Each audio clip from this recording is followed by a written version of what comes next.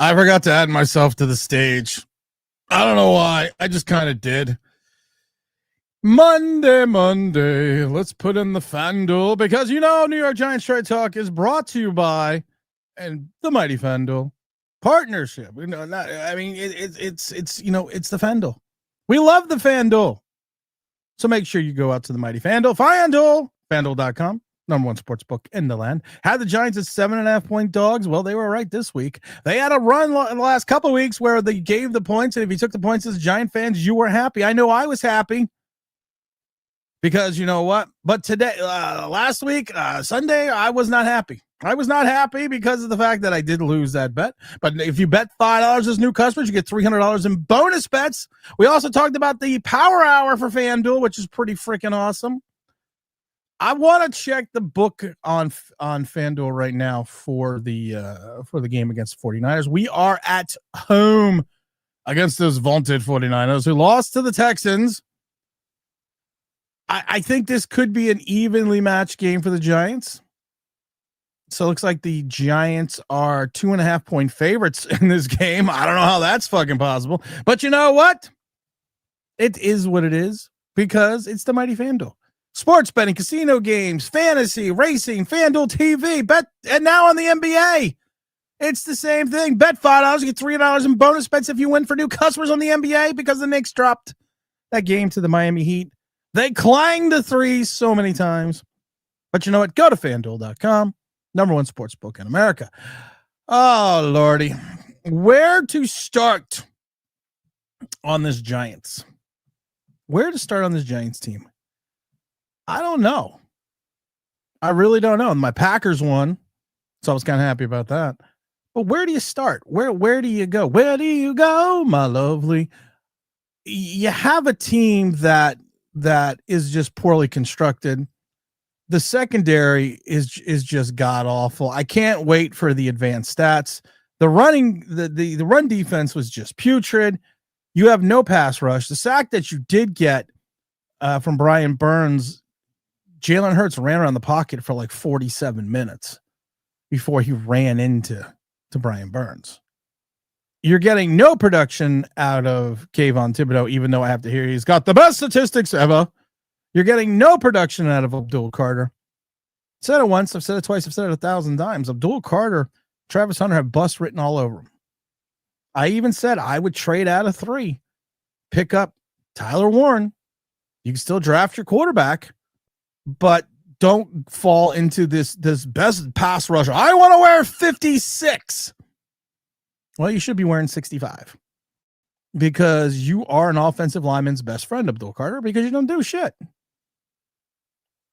You have half a sack in 8 games. Extrapolate that over the last 9. So you're going to have a sack and a half for your entire season. And you just don't look good. You don't look good against the run. You don't look good going up against in the pass rush. You don't look good in coverage. You just don't look good. You literally, I've said it before. He's Bryce Huff. Play him 30% of the snaps. Keep him fresh. Rotate him in on obvious passing downs, obvious blitz downs, create mismatches, and allow him to use his speed. But when that speed is out there for 70%, 75% of the plays, it's not effective. You run up against a bigger, stout offensive lineman, he gets buried. He gets lost in the sauce. Cam Skattebo and Jaxson Dart, the weird love affair. You got Cam Skattebo had surgery yesterday on his ankle. So in my mind, if you had surgery yesterday, it probably means that you had a protruding bone, because normally when the bone sticks out, because I broke my forearm and the bone came out of the skin. So they have to repair that immediately because they also worry about infection. So not having any details, just giving you my own my own non-medical advice, besides the fact that I have so many different injuries and so many different issues playing ball, that usually when they have surgery done immediately, which they did, that usually means that the bone was broken, that the bone was completely broken and it was sticking out the skin. So we got to give all the best luck in for Cam Skattebo. I mean, I think he can easily come back. I don't think it's going to be an issue. I don't think it's going to be a Paulson Adebo type injury. Don't worry, we're not going to give him 54 million, 35, 36 guarantee. We're not going to give that guy that, because that would just be fucking crazy. Same with Holland. But you know, for all the vibes and the energy, you know, it was kind of sucked out of some of the Giant fan base. There's still 8-9 games left in the season, guys. You got a long way to go.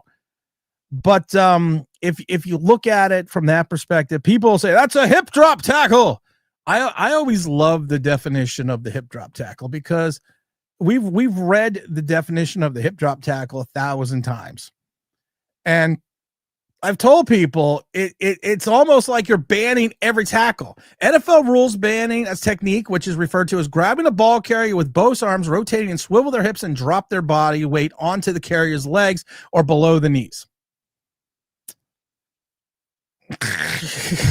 I mean, that's also referred to as a tackle.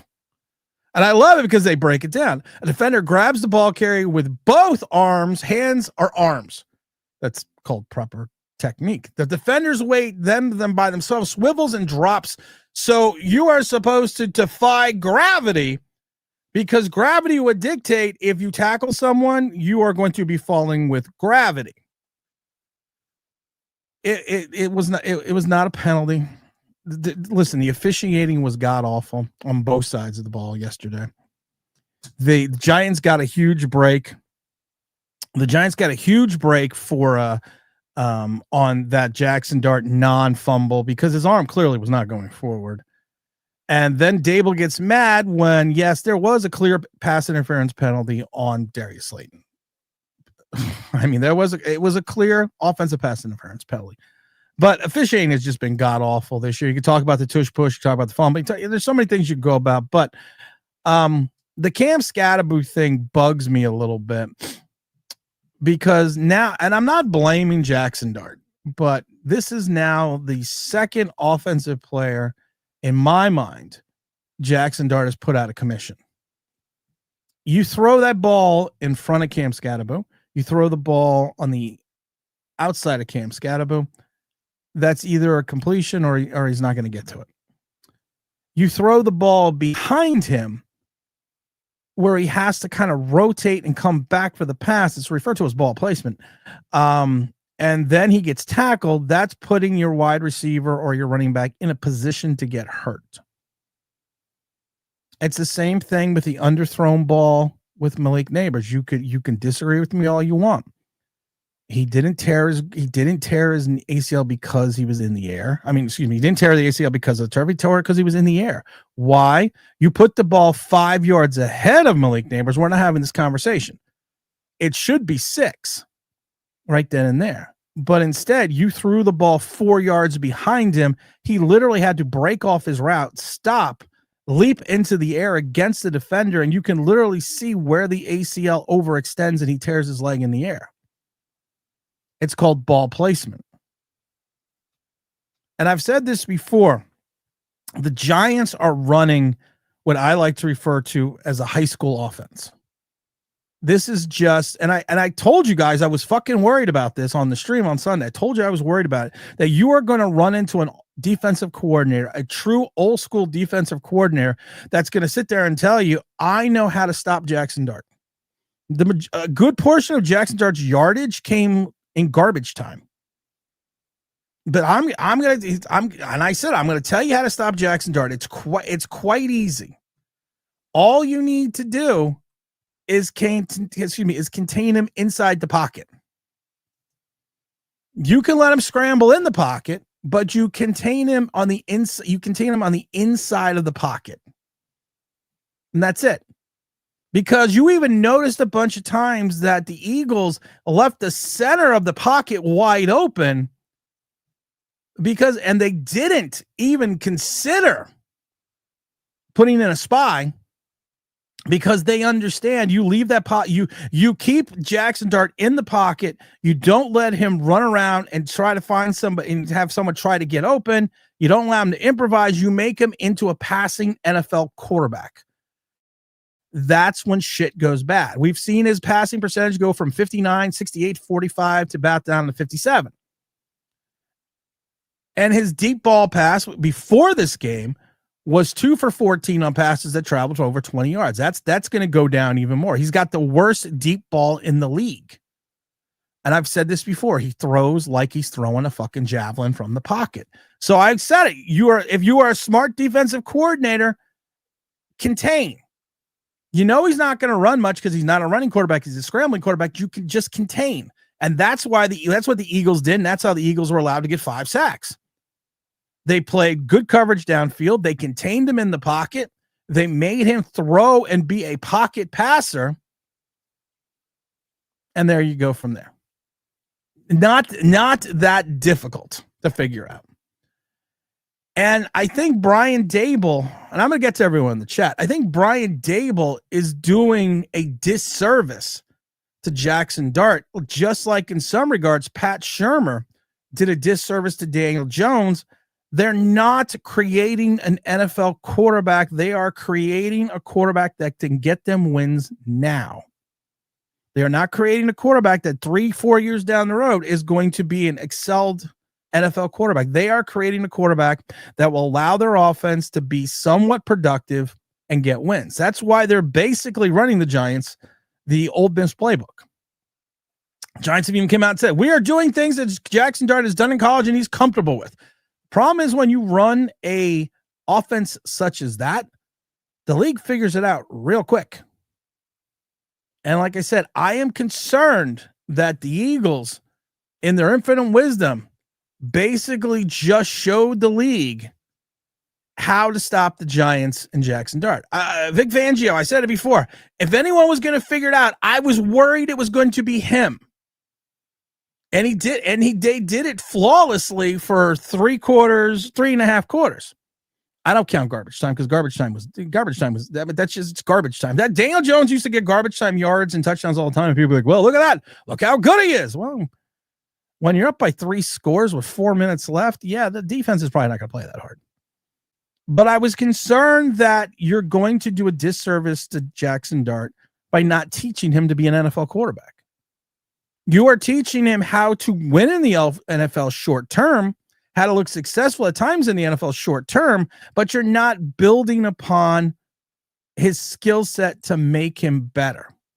You're not opening up an NFL playbook. You are saying we are just going to do and you've had all fucking off season, all fucking preseason to integrate this guy into an NFL offense. But no, you were going with Russell Wilson.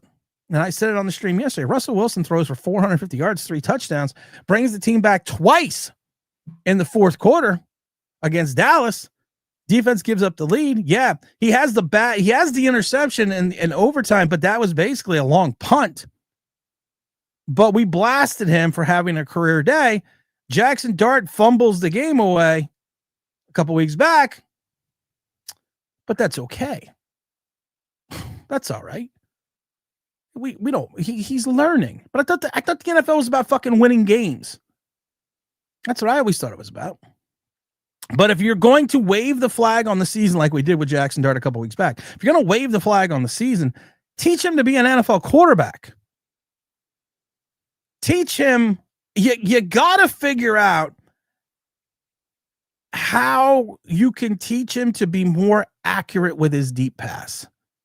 Because if I'm then a defensive coordinator, I'm just going to keep everything short because I'm not going to worry about, and I'm not even going to worry about deep balls.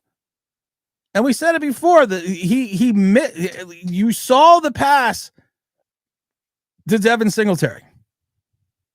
You put the ball in front on the inside of on the outside of Devin Singletary in stride. That's a touchdown. No, he throws it short and behind him. But don't worry, Devin Singletary dropped it, so that was his fault. Not that it was a bad pass. It's the gaga-ness over something new. That's what this is. He's new. He's the new toy. But the problem is the new toy is getting the other toys hurt. He's the new kid on the playground that everyone wants to play with until he pushes 4 people off the swing. And I'm going to just tell you like it is. Literally, he threw 2 of his offensive weapons into injuries. I talk about Daniel Jones' rookie season. When he threw that bad pass that Saquon Barkley tried to stop and come back for and tore up his ankle, sprained his ankle, and was out for 4 weeks. He did that twice to Saquon Barkley when he was here. Ball placement is a key to learning how to be an NFL quarterback. The ability to I'm going to keep telling you guys this until something changes. He is a scrambling Chad Pennington. Not much on the arm strength. Nothing at all. And then I love it because I go back to the Jalen Hyatt play a couple weeks back. Jalen Hyatt. Now, listen, I don't fully blame Dart on this one, but Jalen Hyatt streaks past everybody, gets open in the middle of the field, and Jaxson Dart misses him by like 5 yards. Now, listen, it's a 50-50 chance that Jalen Hyatt was going to come up with that fucking catch. And then I love it, well, who is he throwing to? Well, I thought everyone was in love with Wan'Dale Robinson. I thought he was the fucking greatest thing since sliced bread. There was a whole segment of the Giant fan that said it was a steal that we got Darius Slayton for $36 million for 3. Bo Collins was going to be the next Randy Moss. The only person you lost is Malik Neighbors. We have all these tight ends, Dane Bellinger, Theo Thomas. We got all these guys that just a couple weeks ago, we had all these guys that he could throw to. Now we have nobody because Malik Neighbors got hurt 5 weeks ago. I cannot live through the syndrome again of we have to get him weapons. Let's trade for Darren Waller. Let's bring in Paris Campbell. Let's get the smooth sounds of Kenny G. Let's draft Kadarius Toney. Let's draft Wan'Dale Robinson. Let's draft Malik Neighbors. Let's draft a plethora of tight ends. Dear Lord, when does it stop? And I love it because you got people like, well, he's got a bunch of shit wide receivers. A couple weeks ago, they were the fucking awesome bomb. What changed? Oh, because we're not winning now. Oh. I can't deal with fucking stupid people. I mean, seriously. 2 weeks ago, Wan'Dale Robinson was the greatest thing since sliced bread. There was sliced bread, the invention of the light bulb, New Coke, and Wan'Dale Robinson are the 4 greatest things that were ever in the history of the world for the last 50 years. Now that the rookie quarterback's not winning, oh, no. It's everyone else's fault. Everyone else sucks. He's got no weapons. He's got an offensive line that has played extremely well. We've had former NFL linemen on this channel who have told us the most difficult quarterback to block for is a scrambling quarterback because you never know where they are. He runs himself into sacks and he's indecisive with the football at times. And that's what rookies do. So when this team finishes with 5 wins, and I predicted 5 wins since the beginning of the season,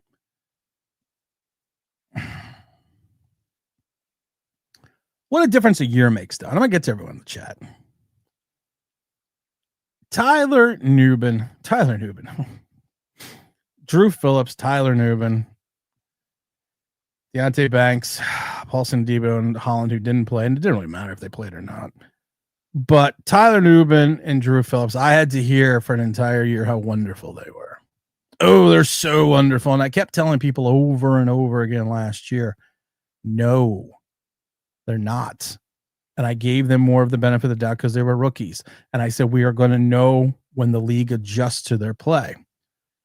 Tyler Nubin is so fucking slow.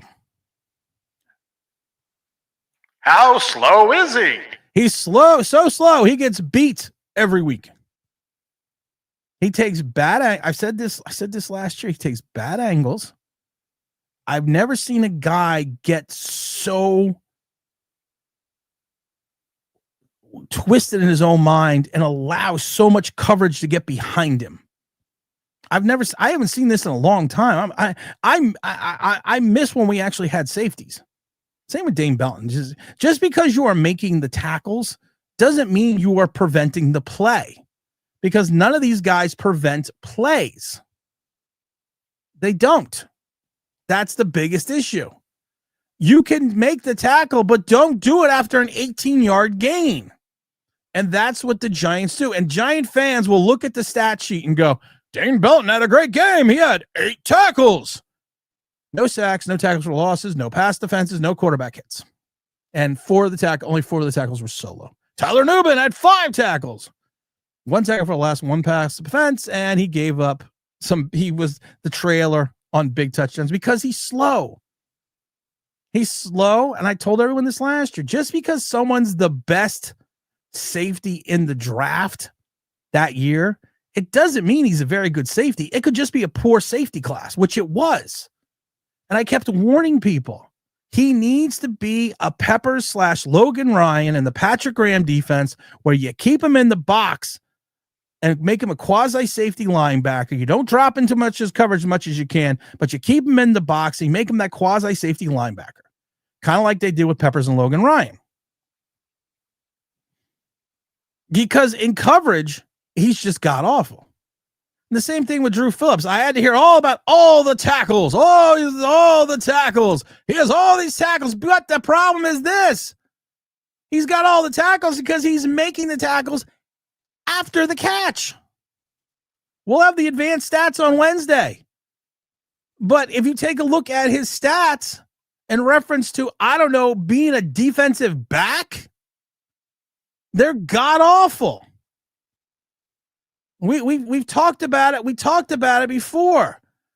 Last week in Denver, Bo Nix was 5 for 7 for 86 yards for a quarterback rate of 112.8 against Drew Phillips. 2 games in a row against New Orleans and Philadelphia, quarterbacks completed 100% of their passes. Right now, the league is at 33 to 49 for almost 68% for 385 yards in 8 games. He could potentially give up 1,000 yards in receiving, but don't worry, he's gonna have 70 tackles. And I love it. You look at his tackle percentage; he gave up 33 completions already. Cordell Flott is actually, we did a video and we broke it down. Cordell Flott's actually been your best defensive back. And that's really not saying he's played well. He hasn't played great. He's played well. But how long has he been with the Giants now? Can we just look at these things from the right perspective? You want to fire Shane Bowen, but who are you going to replace him with? Andre Patterson? How great has the defensive line been that you want to bring up Andre Patterson to give him a shot to be a defensive coordinator? Why? What has he done? What has Dexter Lawrence done in the last season and a quarter outside of getting sacks? Is that what you want to do? Andre Patterson was a defensive coordinator. The last time I believe he was a defensive coordinator was at Western Michigan.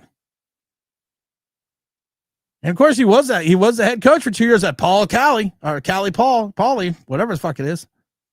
This is a guy that's never been a defensive coordinator. He's never been a defensive coordinator in the NFL, but that's okay. At 65 years old, we're going to just sign him up, make him a defensive coordinator. Why not? Everyone else fucking sucks. It's his turn to suck. That's what she said. It's not that they lost. It's the manner that they lost. Again, there's no consistency in the offense. There's no fluidity in the offense because, like I said, you're running the Ole Miss high school offense. I'm surprised we haven't broke out the fucking veer. You're not developing your quarterback because you can see, and now as more and more teams get film and more teams who are more astute and more intelligent than I am and reference the player evaluations can see the deficiencies in Jaxson Dart. Just contain him in the pocket. Make him an NFL pocket passer. That's all you can do. And I love it. I saw this one, Mr. Behold. Yeah. Kayvon Thibodeau having his best year. You know what I do with his best year is fucking get him out of here. He's got a manageable guaranteed contract next year for $11 million. If he's such a premier pass rusher, he should have a high price tag on the open market. But no, you can't do that because then you would have gotten rid of 5 and 7. And some people say I'm a genius, but how can you really screw up 5 and 7? Hey, did a good fucking job. You did a good fucking job. That's the problem, though. Not everyone is better than Bowen because a lot of the Owens of this play, it falls also on the bad play of the players. I blame Shane Bowen 1,000%. Make sure you hit the like button. I blame Shane Bowen 1,000%. And I never wanted Shane Bowen. You waited another week, you got Patrick Wilkes. But the players actually have to perform at some level. This secondary is so bad. How bad is it? Wrong button. Oh, it's a good button, though. It's so bad, it's probably the worst secondary I've seen in 30, 40 years. Not just with the Giants, just in the NFL. Because once again, you have cut and paste talent that don't go together in the philosophy of the defensive coordinator. It's almost like Joe Shane is playing Madden. There's a big name. Let's get him because he's a big name. Does he fit the system? What does that matter? He's a big name. Darren Waller. Does he fit in the offense? Can he block? Can he do the things we need him to do? Well, what does that matter? Is he used? Will he be used heavily in the offense? Because Buffalo, the tight end, he was around, was not used heavily. It doesn't matter. His name's Darren Waller. He was a Pro Bowler 2 years ago. It's gonna be awesome. Or maybe his son's managing the team. I don't know. It's on both. It's on the players and it's on the coaching. I kept having to hear how wonderful these fucking players were. And I keep telling people there are so many flaws in these players. It's not even funny that if I can figure it out, so it's going to be easy for the rest of the league to figure it out because I'm not a genius. I'm not a savant. I loved it yesterday when someone posted on X, they said, Tim, I hate you because you gave the Philadelphia Eagles the offensive game plan to beat this team. No, because everyone knows. Just run. I even said I would not, if I was the Eagles, throw the ball. I would run it 497 times. That's what I would do. And they ran the ball 33 times for 276 yards. And then I love it because now they're just flaring out the tight end. This is going to be watch this. This is going to be big against the 49ers. They're just flaring out the tight end off the line of scrimmage. And the quarterback is just rolling out right behind him and then throwing the ball to him when he's 3 yards downfield for like a 20-yard game. Yeah, it's fun. It's fun to watch. That's going to be the next thing. Corey Black. Oh, dear Lord. Corey Black. Corey Black. Corey Black should not be on this team. And I understand the injuries and everything else. But when you give up a 40-yard touchdown to Dotson, there's Dotson. We have Dotson. I don't know. I don't know. What does everyone got to say in the chat? Let me jump into the chat here. I got a lot of messages here in the chat. Let's jump in the chat. Can Skattebo play remind me of the Daniel Jones play Barkley had in Dallas. A bad pass leads to your running back getting hurt. Sure does, 100%. We've talked about that a million times. Blackbird says, give up a second and a 31st on a run play without Barkley. That was the other thing. You have them at 2nd and 31 because of a bad sack by Jalen Hurts. You got them 2nd and 31. You're like, okay, maybe we can get some life. Maybe we can play the game of field position. What do you do the next play? You give up 32 yards. You give up 32 yards. I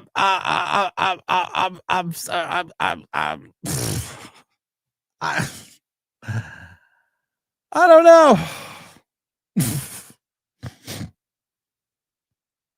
Actually, it's insane that Goodell won't speak on how insanely bad the refs were yesterday. Like they should all be fired. Listen, the refs have been bad all year long, but bad teams, and I don't need to tell you this, MK5. I don't need to tell you this. Bad teams always blame the refs for losses. Yeah, the refs were atrocious on both sides of the ball. Dart holds on to yes, Blackbird, he does. He holds on to the ball way too long. He didn't end up in the tent. So I guess that was a learning process. But he holds on to the ball way too fucking long. Way too long. You got to do something. Shitter, like the old expression, shitter, get off the pot. Because if you're scrambling to wait till someone gets deep, you're not going to get the ball out there anyways. Good morning, Tim, and everyone in the chat. I think we definitely declared the season over. Time to solve. I think the season should be over. I still think you move on from Dexter Lawrence. You're going to take a cap hit for 2 years. I'd move on from Lawrence. I would move on from Kayvon Thibodeau. I would move on for people that are... Dexter Lawrence is not going to be young when this team is finally... If this team is ever finally good again. He's not going to be young. He's not going to be effective, and he really hasn't been effective in a couple of years now.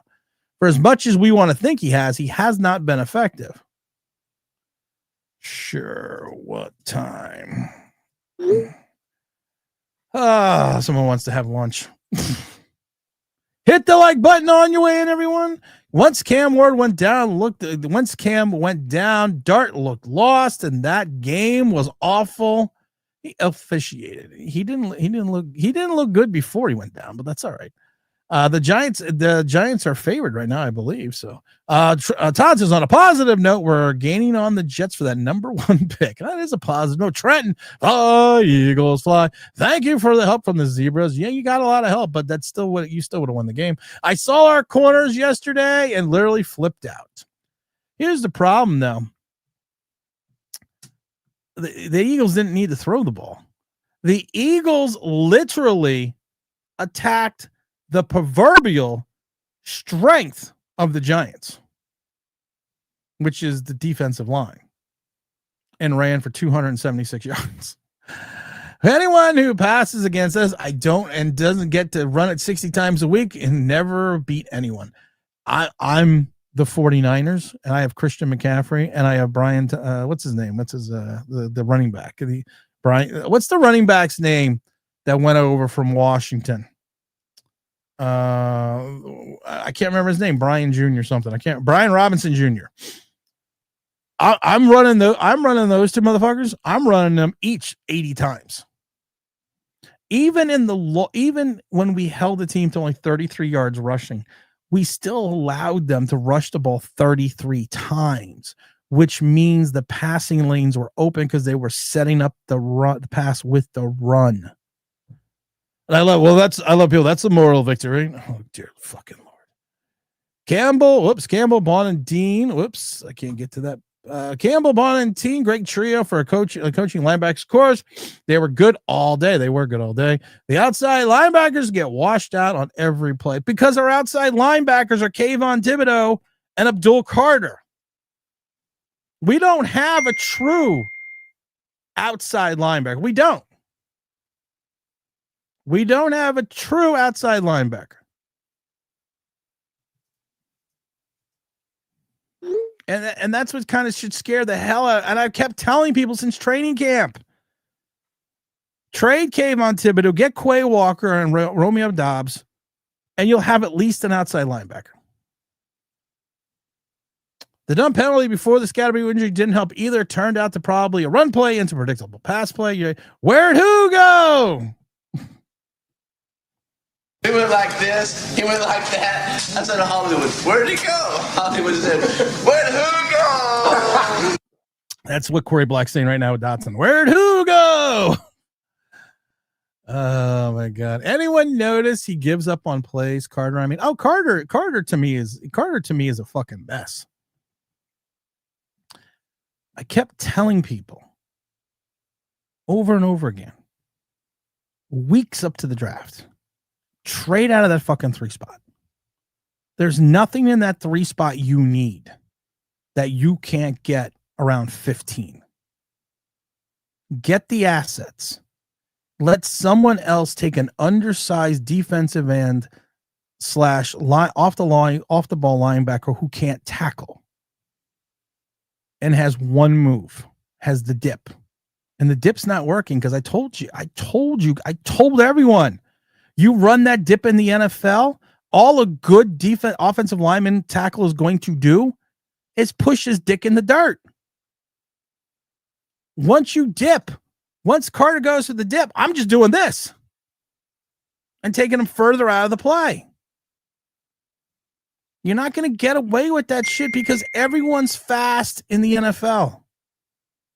You're not playing Prairie Valley University. Everyone's fast in the NFL. You are in the NFL for a reason. You're not going to blow by everyone. You have to use your speed as a commodity and use that commodity at certain times by creating mismatches, by creating opportunities. You're not doing that with Abdul Carter. Douglas says, hey, Tim, I feel bad for Dart. The kid is clearly not being developed. He has pocket presence, which you can't do. He actually doesn't have pocket presence. That's the problem. He scrambles. He doesn't have pocket presence. Pocket presence while you're scrambling means you're also looking down the field. You're not waiting until you completely roll out of the pocket before you then throw the fucking ball, which you can't teach. He's just trying to make him feel comfortable. He needs to fix his footwork immediately. As an Eagles fan, the officiating definitely bet on us to win. I feel dirty about the win, but good about the revenge. I wouldn't feel dirty about the win. 4th place in the Tankathon. I like it. Trenton says, anyone who complains about the hip tackle are pussies who never played a football snap. The moment they announced, and I was talking to Zach Attack about it, the moment they announced the hip tackle, and I read the definition, I came on that day and I read the definition, and I basically said, you are outlawing tackling. You are outlawing at times proper technique on tackling. And like I said, no Giant fans want to talk about the fact that if he wasn't stuck in the turf and trying to move back to the right to catch an errant pass, that doesn't happen. Todd says this isn't just our luck. It's one of these 2 times in the league we'll call offensive pass interference. It cost us the touchdown. Trenton said my brother was bitching more about the so-called hip drop tackle than the poor officiating. Listen, I love it because the officials got it right on the fumble. The booth upstairs, I was like, have you heard about the Tom Brady tuck rule and arm going forward and all that shit? No, we just don't do that. Solidarity camp, Tim. Should we fly a banner? No, don't waste your money. Dart was 2 for 16 on. Now Dart is 2 for 16 on passes over 20 years. So it's getting worse. Do you think it would benefit Dart? It would benefit Dart for Daboll to be fired. I have the unpopular opinion on this. I don't think Dart's an NFL quarterback. I don't. Can he play in the NFL? Sure. Is he a starting high caliber NFL quarterback? Nope. I don't understand to this day how all the scouting reports that came in a week after the end of the college football season pointed out all these issues with Dart. But now all those issues went away right at the draft. I watched him in the combine and I kept telling people, I love that fucking idiot on Twitter a couple of weeks ago that was like, remember you said he looked like a javelin thrower? Yeah, he still does. And remember the fact that he's 2 for 16 for balls that travel 20 yards in the air? Yeah, it's because he throws the ball like a fucking javelin. And I said that when I watched him at the combine. Can he win you games in the NFL for a short period of time? Sure, I think Jaxson Dart can do that. Is he going to be a high-quality NFL quarterback? No.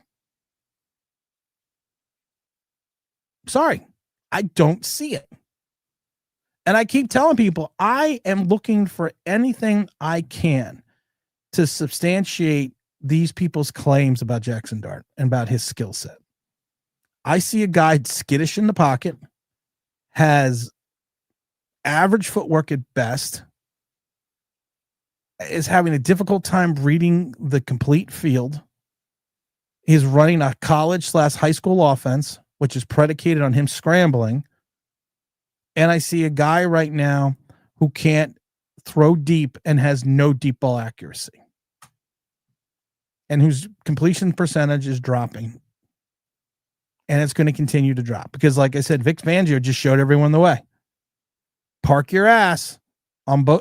This is like Daniel Jones when I said, and people used to laugh at me and say, well, every quarterback does that, there's a script. No, I said to you, put the rush in front of Daniel Jones's face and he panics. You have to get to him, he panics. You lock Jaxson Dart into the pocket, he panics because he doesn't know what to do. I'm not allowed. He's not allowed. If he's not allowed to escape, he'll just run around. You watched him at times kind of run around in circles, then get sacked because he doesn't know what to do. And I'm tired.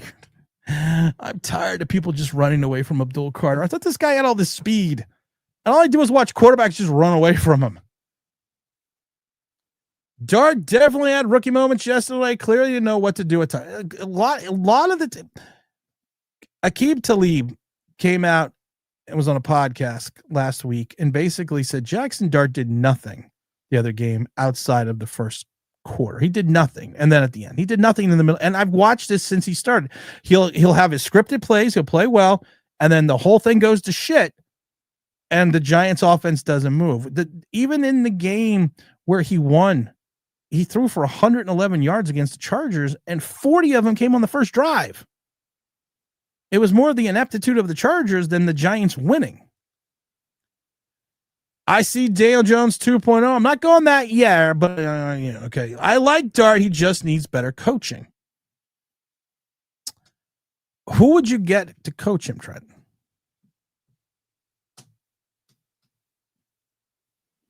You're going to have to find and that's the thing with the Giants. You fired Daboll, and this is why I'm scared to shit that Daboll's going to be back for year 5. You fired Daboll, you're going to have to go the Daniel Jones syndrome one more time. You're going to have to find a general manager and a head coach that works with him because of the loyalty John Mara has to certain players. He actually slid once yesterday. I was impressed. Daniel Jones says Jay is plus 1,600 for the NFL MVP. 4th on FanDuel. Easy money, folks. Problem with the Eagles adjusted to him after one game. And that's what the rest of the league is going to do. They're just going to adjust. I keep warning people. I was scared to shit for this game. I felt like it could almost be the Tommy DeVito Saints game. The blueprint is there. You can leave the middle of the field open for him because he's not going to run because he's not that fast. And he's not going to step up that much into the pocket and throw deep because he doesn't seem to like it. He seems to like to throw on the run. You contain him in the pocket, make him an NFL pocket passer. That's all you have to do. It's not that difficult to figure out. And Vic Fangio was like, I'll just close off the sidelines. And the couple times that I watched him step up into the pocket and try to throw against that were bad passes. Again, just because you think something is the best of something in a small sample size doesn't mean it is. Like Tyler Nubin. Tyler Nubin, it was the best safety in that draft. Well, he went in the second round for a reason as the best safety in the draft. And just because you're the best safety out of a class that sucks doesn't mean you're a good safety. I'm not going to act out sad or outraged because of 2025. It's always 2026. Then there's always going to be 2027. There's always going to be 2028. I don't want to hear Daboll cares about Dart. Put the boy out there yesterday just to pad his stats. He did. He should have just put Russell Wilson in. There was no learning experience in that, and there's no moral victory for getting a garbage touchdown. Tom Brady said he was impressed with Dart. That's enough for me. All right. Doesn't matter. Like I said, it's Tom Brady's opinion. It's my opinion. Why is everyone impressed with someone their rookie year, then 12 months later, I have to hear how they suck? And then people come back. I have to give Ryan from Ryan's Big Blue podcast all the credit in the world. Also just did a New York Giants generation podcast with him yesterday. He did a video after I think the Kansas City Chiefs lost, and basically spelled out why I was right about everything. And he was very adamant for months that I was wrong about everything. But then he literally did a video that said everything that Tim said would happen has happened. Because it's not hard to see. Daboll's banking on Dart to save his career. Dart has put pressure because of that. You're right. Eric, took a minute, but we are back to the totally hopeless, hapless team. God enlighten Mara to clean house and relinquish all control of football operations. I am willing to take control of football operations. I know I always say that I couldn't do better than an NFL GM. I couldn't do better than an NFL owner. I couldn't do better than an NFL head coach. But I am willing now to put my name in the hat or put it up front, and I will take over football operations for the New York Giants. Because my track record has been scary right the last 3 years.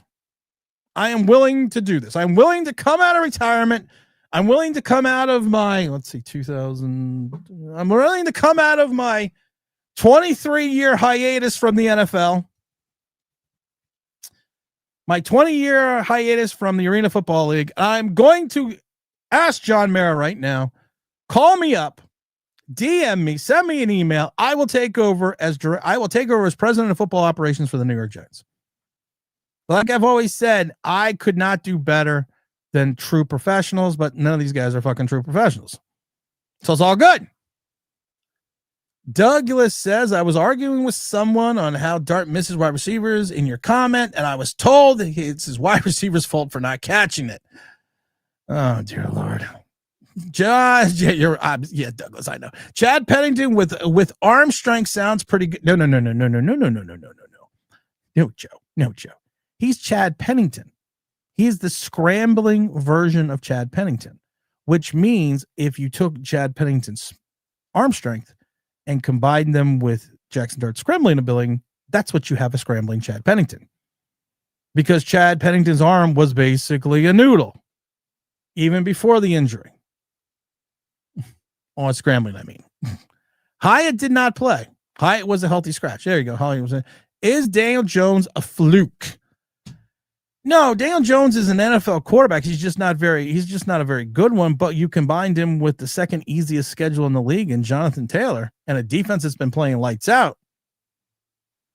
Then you got Daniel Jones 2022. Little Jordan Humphrey was invisible. Well, because he's little. You can't fucking see him if he's little. Come on, guys. Let's see here. The season is half over and DJ is still balling. What's the excuse now? Hasn't really played. He's played 2 NFL teams, and they have the second easiest schedule in the entire league, and he's got Jonathan Taylor. And do you really say he's balling out? Okay. Rookie quarterback Jaxson Dart road loss game continues in a bad way again. This time he lost his pal to a serious injury. It is sad. I forgot about Kyle Rudolph. Oh my God. I remember when everyone was in love with Kyle Rudolph, and there's my dumbass. He was washed. I even said he was washed up 2 years ago. And you're going to get nothing out of Kyle Rudolph. You don't know football, man. You should stick to soccer. Arsenal did win 1-0 against Crystal Palace. 1-0. I've been watching soccer. Let's see. I hate the idiots demanding trades when the team is 2-5, 2-6. Jay says Giants were totally outgunned from a roster standpoint. What do you mean? This was a championship roster 2 weeks ago. Oh, my God. Let's see here. Todd says, Andrew Thomas, Hall of Fame caliber, being wasted on this team. You're right. Andrew Thomas has been amazing. I agree 100%. Our defensive backs watch Saquon score in the 65-yard run. Was Tyler Newman running? I kind of wanted to bash him for dogging it, kind of like we did with Deonte Banks. But then I watched it again. I'm like, oh, no, he's running at full speed. He's just really slow. Newman looks like a fucking linebacker to me. I thought he was a ball hawk. I already said that. That's what I've said. How many times, Jay? How many times have I said that? Quasi linebacker safety, keep him in the box 65, 70% of the time, like they did with Logan Ryan and Peppers under Patrick Graham. There you go. Tyler Nubin fixed. Just don't put him in coverage. Don't let anyone get behind him. Safety School 101. We've talked about this. I learned this since Pop Warner. At 8 years old, you were told as the safety, your one responsibility is to let nobody get behind you. Tyler Nubin was evidently sick that day at safety school. What's up, Mr. Bruce? Does it make sense to just tank aren't we tanking now? There's nothing to tank. You're 2-6. Your first 8 games are 2-6, and it's going to get a little easier at the end of the schedule, but you have some games. I don't think we beat the 49ers at home. I don't. I think the 49ers just run the fucking ball ad nauseum. That's what I would do.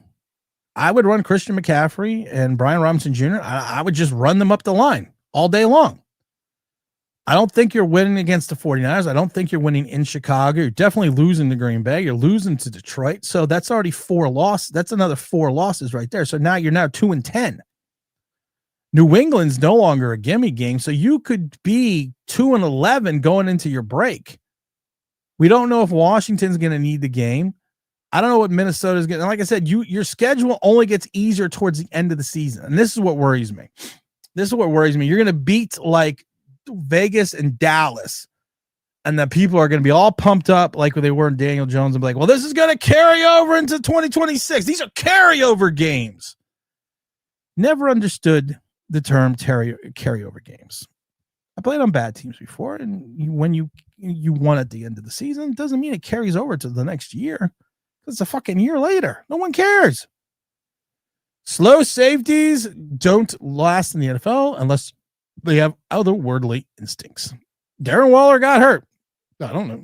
Got hurt what, at the Giants? Yeah, he got hurt because his vagina hurt. He got hurt after the preseason game against the Carolina Panthers when Daniel Jones almost got him beheaded. And he was like, I'm a rapper. I'm an artist now. Alberto says this year is not about the record. It's about the progress. I always love that. As a season ticket holder, please tell me more how it's not about the record. As a season ticket holder, please tell me more about how it's not winning games. I would love to hear this. I'd love to hear how it's not about fucking wins. It hasn't been about wins in 12 years. Please tell me more. Please tell me how I should drop merch on a bunch of shit show garbage. Please tell me more how I should spend thousands upon thousands of dollars on season tickets to watch garbage. Please tell me more. I would love to hear it. And I like you, Alberto, but I would love to hear more about this. Let's jump over to the Super Chats. All Super Chats go to the Philadelphia Children's Hospital. Cutthroat says, hey, Tim, I was there live at the refs hit us with penalties and accidentally called us the Jets. I think he did it on purpose. Do you really think that it was an accident? Do you really think it's an accident that we're the Jets? I think everyone calls us the Jets. Listen, the officiating was awful on both sides of the ball. It wasn't one of those things that you looked at the officiating and you said, okay, there's an advantage there. Because then if you do that, you're like, well, okay, then the refs wanted to keep the Giants in the game by somehow reviewing the non-fumble and saying that it was a forward pass, even though his arm clearly didn't even go forward past the shoulder. Neither did the ball. It was like here when it came out. That's not a forward pass. The ball has to be, your hand and the ball has to be going forward. The ball went backwards. And somehow the replay official said, nope, forward pass. We gotta try to keep this score close.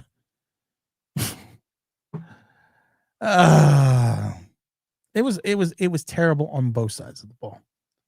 That's what you got to look at. It was terrible. Let's see. The Moore family says we watched the Dart drop balls in the bucket perfectly. Or the drop. What are we talking about? You're a fucking idiot. The Moore family. Everyone know that the Moore family is a fucking idiot. You want to blame everything on this is Daniel Jones syndrome all over again. You want to blame everything on the wide receivers. Yeah, I also watched him throw to a wide receiver and your allegedly, I don't understand why he was a star running back, your alleged star running back into bad positions to get injured. I have also watched him on numerous occasions basically bounce balls or overthrow balls all the time. So somehow when he's 2 for 16 for passes that travel over 20 yards, it's all the wide receiver's fault. Oh, everyone give the Moore family a hand clap. Hey, good job being fucking stupid. Get nothing. You lose. Good day, sir. Told you guys, I ain't dealing with shit no more. Douglas said, I love Dart energy, but it doesn't win. That's a good point. It doesn't win games. I hope I can improve and become a starting NFL quarterback. I have no hope at this point because the organization is terrible. Like I said, this is the miseducation of Jaxson Dart. You're not helping him be an NFL quarterback. You're helping him try to win you some games in the NFL by doing things that he did well in college and in high school. But you're not grooming him and teaching him to be an NFL quarterback. Like I said, true, smart defensive coordinators now have the game plan. Close off the sidelines. Don't let him scramble. He's going to get some scrambles. Don't let him try to create by scrambling out of the pocket. Because you need to teach him to read NFL defense and throw with accuracy and to throw with ball placement and to throw with anticipation. 3 things that he does not do when he's in the pocket. Not difficult to figure out. He reminds me, and you youngsters aren't going to remember who this person is. He reminds me of Rick Meyer out of Notre Dame.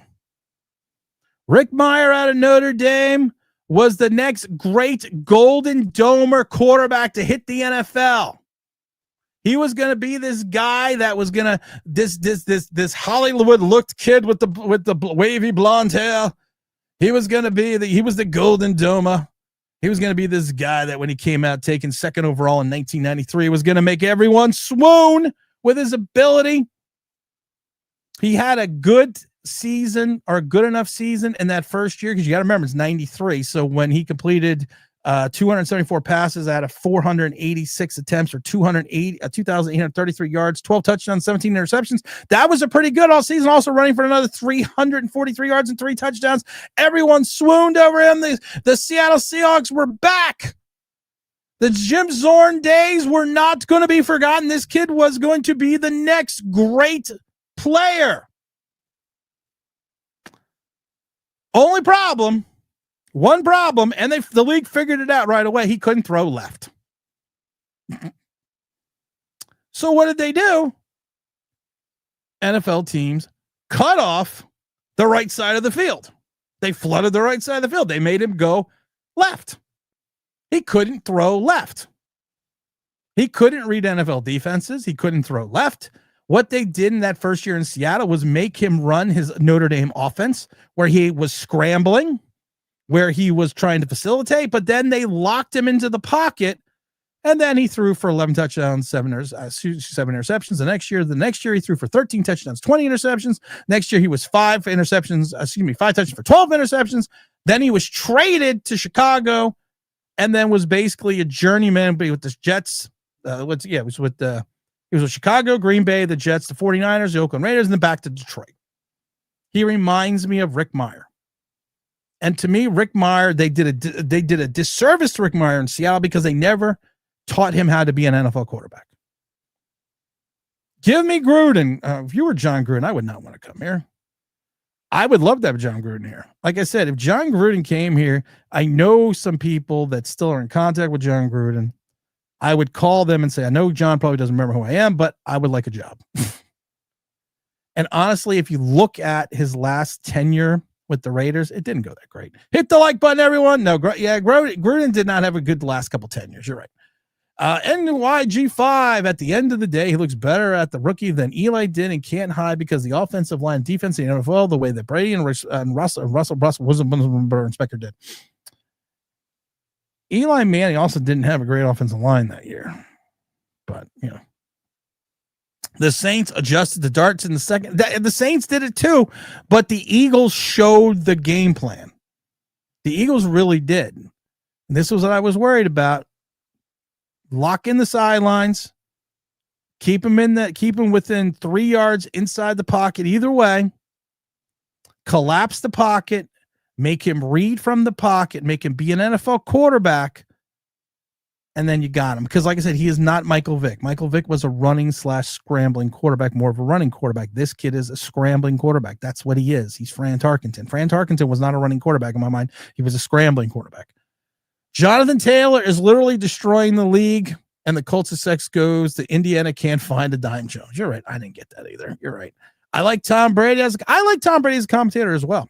I think he has very good, astute opinions. I got to admit, I didn't think I was going to like Tony Romo when he first came out. I actually like Tony Romo too. Jones will be exposed once the Colts have to play a good team. He's played 2 good teams, and they lost one of those games. Jets won yesterday, but Fields still sucks. Even blind squirreled fine nuts. You're a good point. David says, pretty sure anyone can do better than Joe Shane. I'm throwing my hat in the ring. I think I'm going to go put my resume together, and I'm going to send it to Mara and say, I would like to apply for the job president of football operations for the New York Football Giants. I can't do any worse. And if I looked at, and I was going back to look at some of my track record and evaluations that people are sending me, I was like, you know what? I think I could do pretty good. What position would you have drafted in the first round? This is what I told you. Would you like me to tell you again? I will tell everyone again. I trade out of 3. I get down to round 15. I pick up maybe another 2 first round, not a first, 2 first, another second rounder, and maybe a 4th rounder or whatever the value is to make that drop.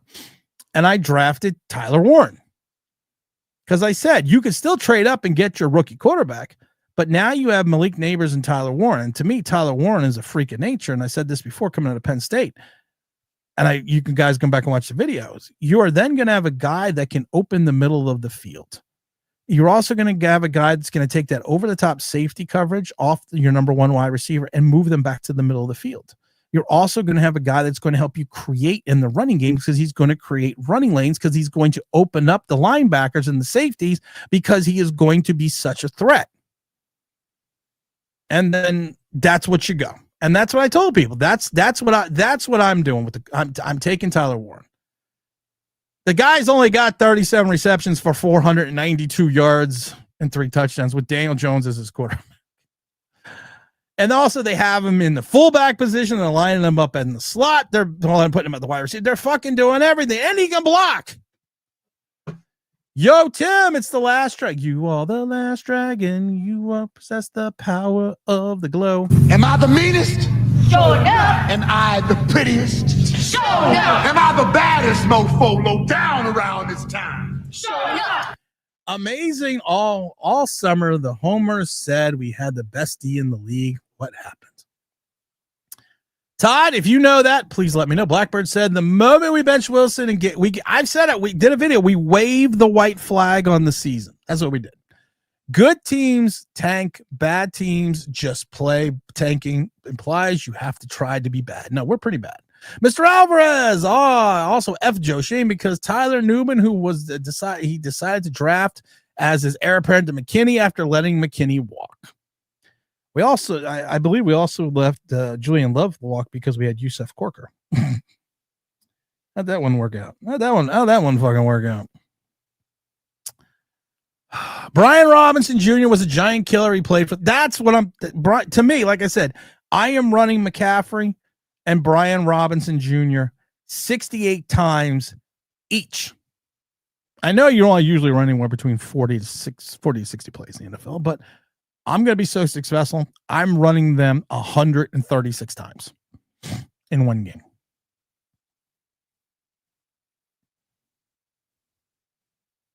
Yes, we said he played 2 NFL caliber teams. Did you not listen?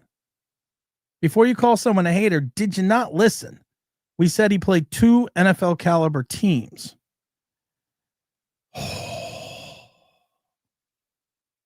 Dude, just look at your coach. That's exactly how the players see him. Okay. Yeah, Waller got hurt this year against the Browns. He's on the IR. It's okay. He had more touchdowns here and there than he did. Todd says, if it's not about winning the franchise, it's putting people in danger for no reason. You're right. It's always about winning. As a season ticket holder, I tell people all the time, I want to win. And that's why people are like, well, you're so negative in this. No, I want to win. I want to win badly. Because if they don't win, my tickets are useless. And I would rather have just spent more money on the Knicks, which I'm probably going to do next year. We don't even look like a decent team.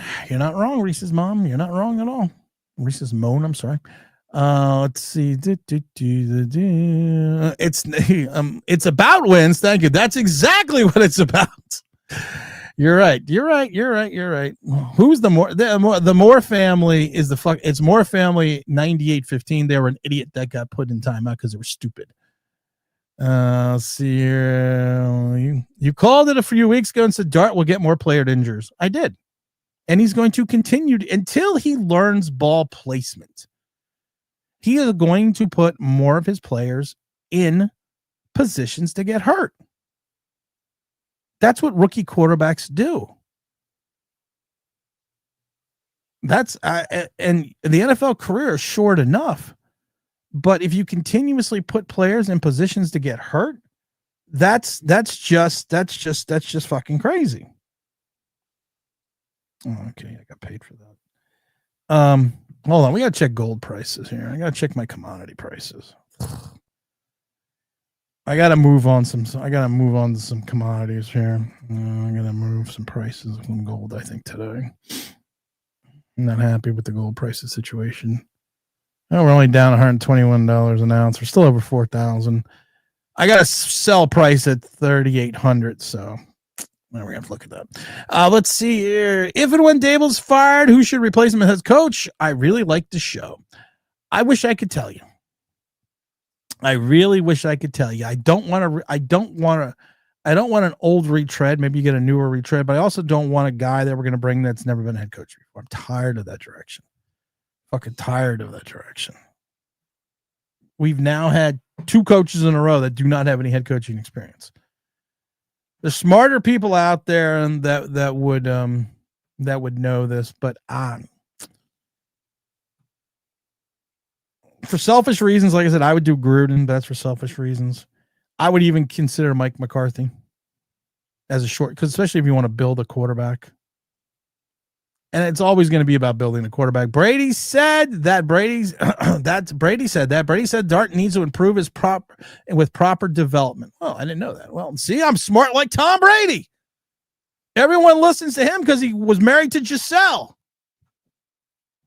And he's got like 15 Super Bowl rings. Chad Powers. We need Sean Payton here. No, Sean Payton's not leaving Denver. Sean Payton thinks he's got a quarterback in Bo Nix. So Mara should hire a tech firm to code all AI head coaches for the team and then have some goof stand on the sideline with a laptop running the program. They'd probably still be better. They probably still would be better, man. Hey, Tim, what's up, Stanley? Hey, Tim, why are the Giants coaching refuse to fire Shane McMahon because he's killing them? Here's the thing. And I also think a lot of not firing Shane Bowen is lack of options.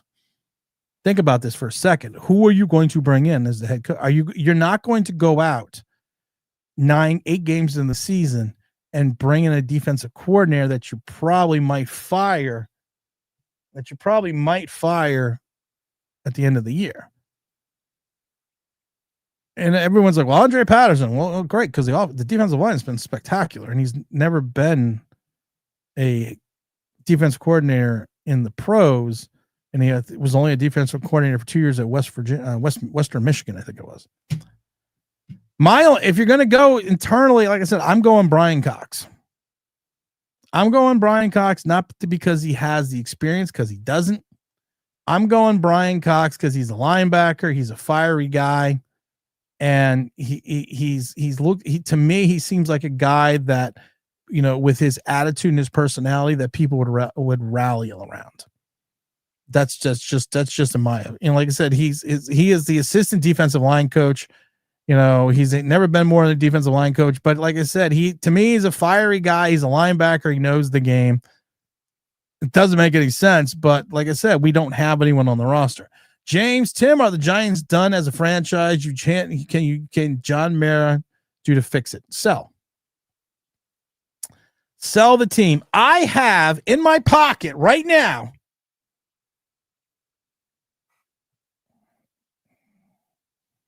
nothing. I will give John Mara, I don't know what this is. I think it's a mint for controlling interests of the Giants because I have no money in my pocket right now. A shiny brand new bargain basement coaching staff. Yeah, you're right.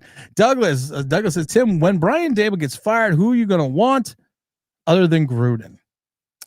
I don't know.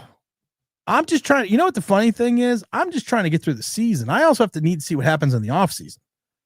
When Gruden won the Super Bowl, that team clearly set up Barry Switzer in the situation. Yeah, it also got to remember that when Gruden won the Super Bowl, other team he won the Super Bowl against was the team he had just coached the year before.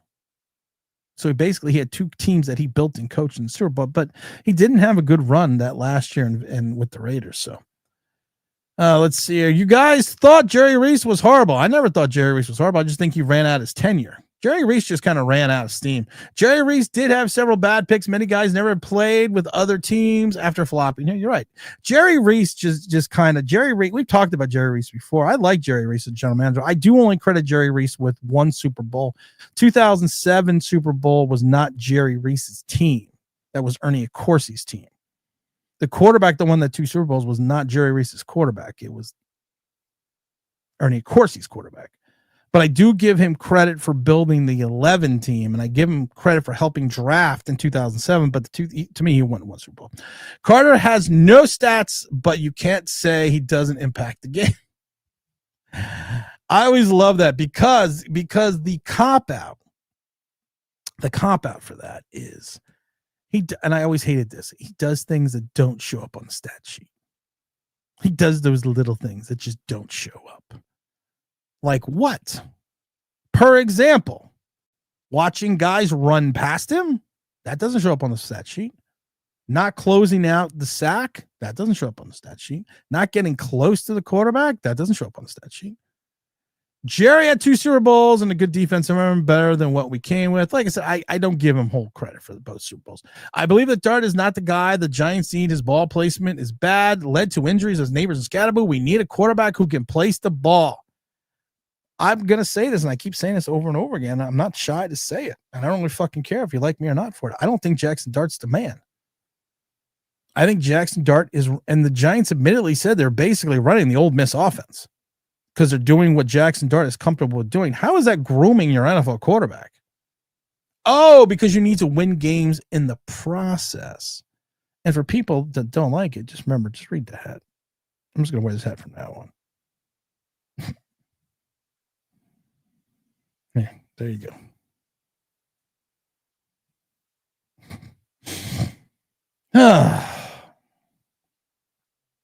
He rode his coattails in the first one. Stanley says, Tim, the problem with Shane is the draft players based on analytics, read toughness, and raw talent. Would you now you would agree with me on that? Oh, I always thought that Joe Shane, I never thought Joe Shane was a very astute talent evaluator. Talent isn't just analytics. Talent isn't just stats. And I keep telling this for people before. When you watch a lot of people, people on YouTube, just in general, they watch a player's highlights. And it's like a 7-minute film. You're like, oh, look how great he is. Yeah, but that's 7 minutes of highlights. I always tell people you need to watch a player's entire season, every play. Because in the good, sometimes there's bad. And sometimes in the bad, there is good. And you have to evaluate what he does or what a player does in certain situations. It's not going to ever show up on the stat sheet. Ever.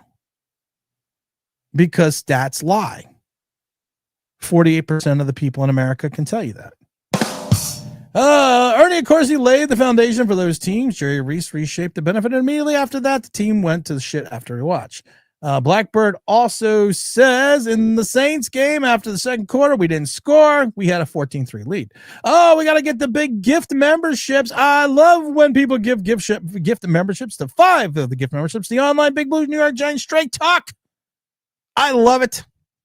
Thank you, RWB0376.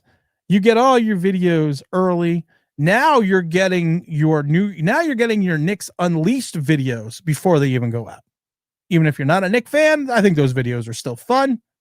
I have a good time doing them. I'm having a bad day with these commodities here. I'm having a bad day. When you're retired, you have to watch everything. You got to watch the market. You got to watch everything. I'm not happy with this commodities market at the moment. I'm watching my profits sink, but then I got JP Morgan and other people saying that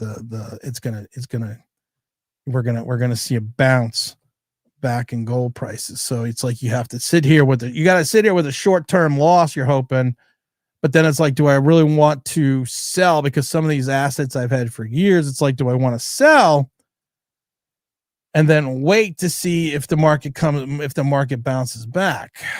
I don't know. This is a tough one today. It's tough to watch today. I'm watching these drops, and watching these serendipitous drops. And I'm a little frustrated. I'm not gonna lie. I'm a little frustrated here. Whoops. That's Get Off My Lawn. Why is Get Off My Lawn the Mad Rummies of Gen X are playing? Oh, where do you go, my lovely? Where do you go? Hold on. I gotta get back to the other screen. I was watching commodities again. It's now stock market with Tim. Is that me? Okay, where are we? That's me. Okay, good. That's me. Let's see. Wando Robinson over Alex Pierce. Yes, we've talked. Yeah. My brother, man, Greg, you've talked about it. I don't know how many times. Read what a player said. Read what a player was bad at in college. Chances he's not going to get better at it in the pros. And that's what I still don't get about Jaxson Dart. We've read Jaxson Dart's actual scouting reports from actual NFL scouts on this show. And these were done a week after. And some people say, you know what some people said NFL comparison to him was Christian Ponder. I love it. Dart lacks this is another scout said this. Dart lacks a cannon for an arm, and concerns over just how well he can process pro styles defenses will cap his upside until he can prove otherwise. He reminds me of a souped up version of Christian Ponder when he was a prospect. Dart is a better runner, but has to do a lot of work to learn the pro game. Ponder struggled in parts because of the lockout stunting his development, something Dart won't have to deal with, thus giving him a shot at a much better career. This was a week after the college football season ended. I love the concerns. Dart was able to make pre-snap reads, but often played more plays based on one reads or half the fields. There's some evidence, but not enough to convincingly suggest he could consistently process NFL defenses post-snap, nor was there enough evidence to show he can make full field reads. Has about for definitely locking onto one player and throwing. Can't get away with that. Didn't take easy throws as often as he should, looking for the bigger play by scrambling, resulting in missed opportunities. Definitely, I love this. Was definitely pressure, and I've talked about this, was definitely pressure sensitive, frequently opting to the escape hatch with his legs rather than sticking in a muddy pocket behind the offensive line. Didn't consistently keep his eyes downfield on the move, frankly gave up way too soon on passing plays once pressure arrived. This seemed to be a factor in the late second half of games. Love this one too. His track record of not clutching games. Last year, his completion rate in the fourth quarter was 60%, worst of any quarter, with an off-target rate of 15%. This was consistent over 3 years at Ole Miss and at USC. It's been especially noticeable at Ole Miss. It's jarring to see that his completion percentage drops so exponentially in the fourth quarter compared to the first three, and his completion percentage has a tendency to drop from Q1, quarter one, all the way into the fourth quarter. Anytime anyone's labeled as the next Christian Ponder, a more talented Christian Ponder, you should fucking run. We read that well before the draft.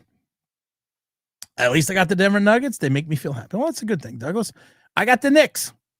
So we each got something that makes us feel happy. Let's not forget they should have had George Pickens over Wando Robinson. I try to forget that.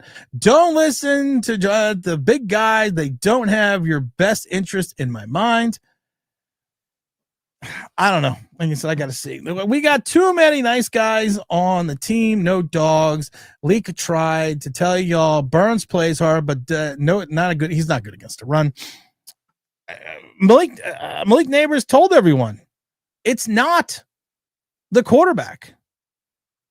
And I love it because even recently he said again, it's not the quarterback. And it's like, I laugh because it's like, okay, well then who is it? Who sent me something here?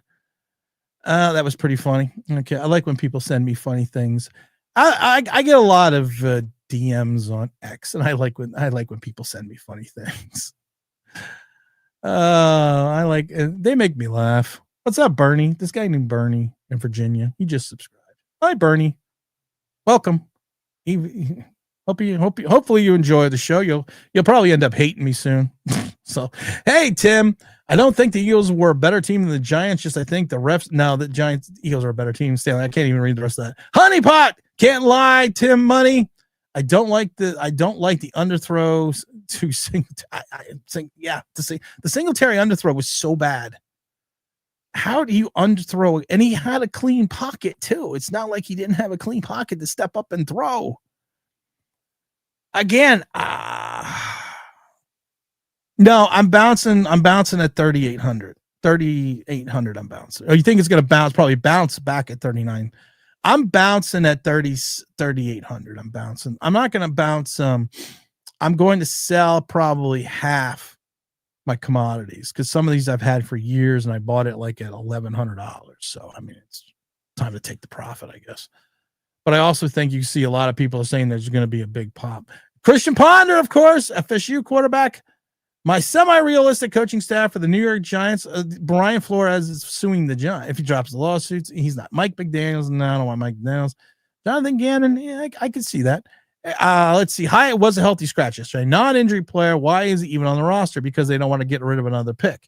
Brian Flores, Brian Cox, and Eric Bieniemy. Oh, you know what? I wanted Eric Bieniemy. I wanted the Bieniemy over. I also wanted Ryan Poles over Joe Shane, but I wanted Eric Bieniemy over Brian Daboll. I thought that the thing with the thing that hindered Eric Bieniemy was initially in his career with Kansas City, he didn't call the plays. He set up the offense, and Andy Reid in those early Super Bowl runs called the plays. But Eric Bieniemy's job was to install the offense during the week. But then the last couple seasons that switched and Eric Bieniemy was calling the plays. And I always thought he deserved a chance at the NFL head coach. I wanted Brian Flores too, because I thought the Giants needed a guy like Brian Flores to come in here and just kind of just kick some ass and tell people, listen, you got to stop being fucking stupid and do your job. The players didn't like him in Miami, but that last year, Miami traded everyone and he still won games. Full angry black men staff. No, James Williams is not going to be available. Oh, look, I could be James. I can be James. I just saw it. Hold on, wait a minute. You, the Giants. Wait, you got to do this. The Giants suck, man. I don't know what to do. Come on. I think that we need to trade everybody.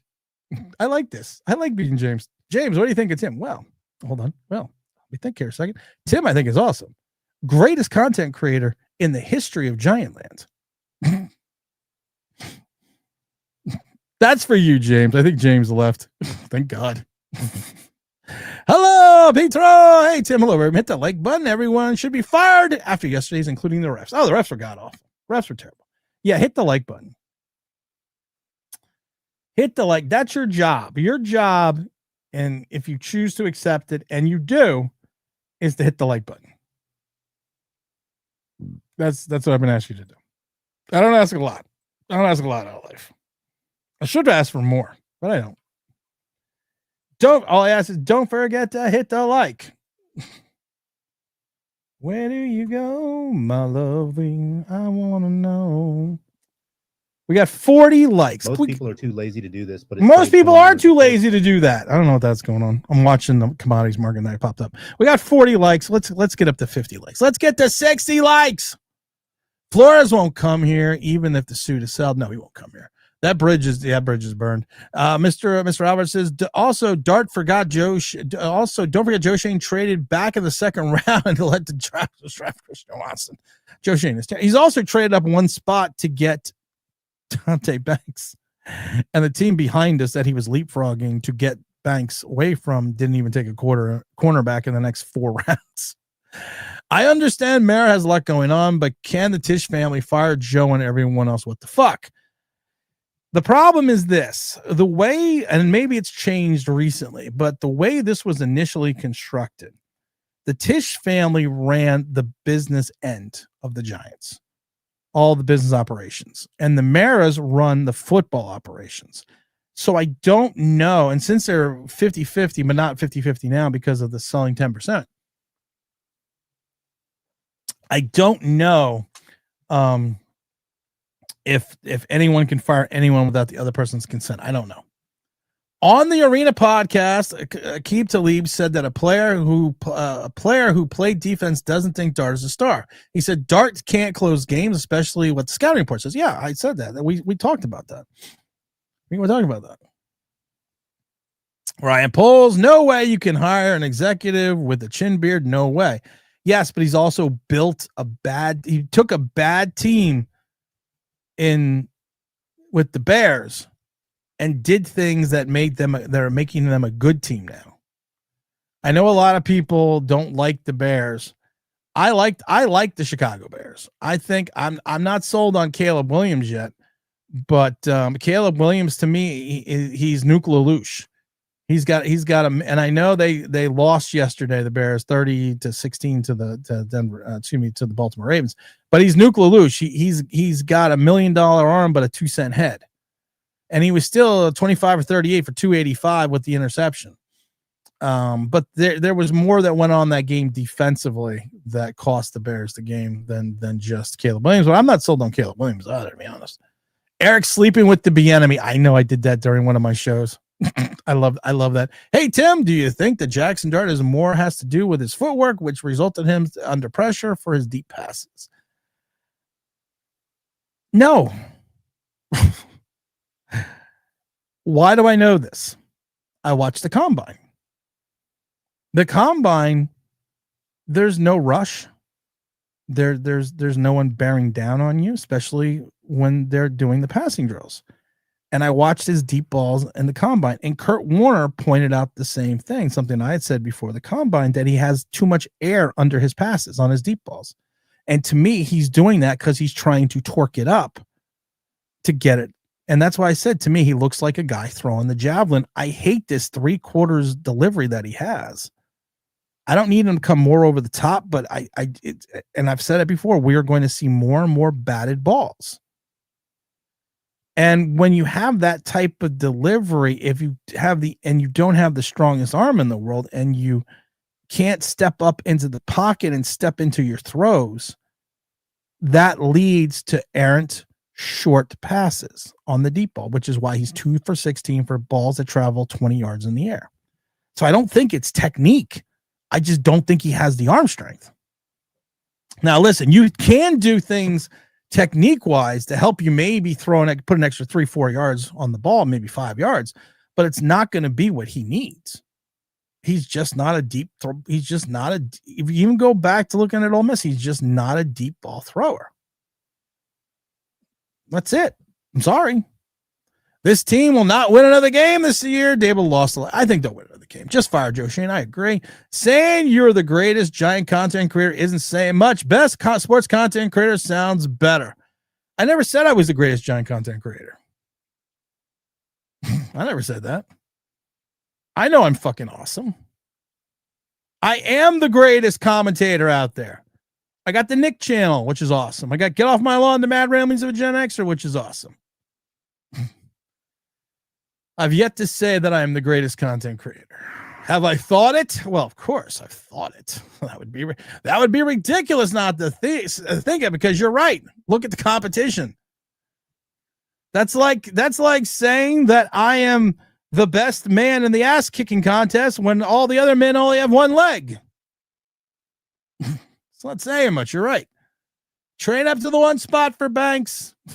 No, that was a good joke. I remember sitting, literally, we were at the draft party. It was me, Big L, Chris for the Love of MMA, and one other person. And we're at the draft party. We're on the field. And then the Giants make a trade. We're like, oh my God, they're trading out of the first round. Blah, blah, blah, blah, blah. They go up They go up from 25 to 24. We gave up this and this. And I'm like, what the fuck are you doing? And then the team they bamboozled, they outsmarted, didn't take a corner in the next 5 rounds. So yes, they were definitely high on Deontay Banks. That's got to be devastating to trade up for a player who was terrible. Hyatt Banks. I can't wait for Hard Knocks. It's the Hard Knocks playoff edition, NFC East. We're going to have 3 teams that are talking about playoffs, and then there's the Giants.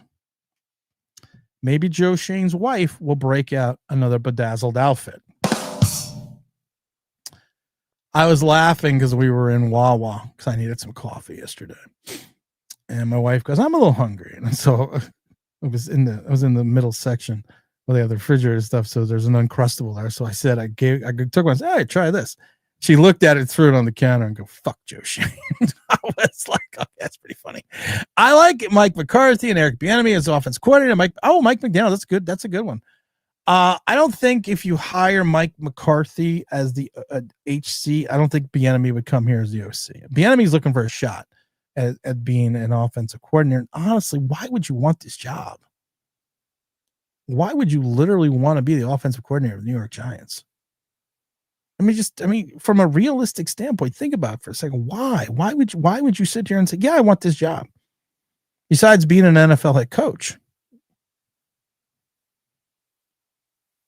I will give my services to the Giants as a defensive coordinator. Call me up. Call me up, Joe. Call me up now. I will give you, I will come in and be the defensive coordinator.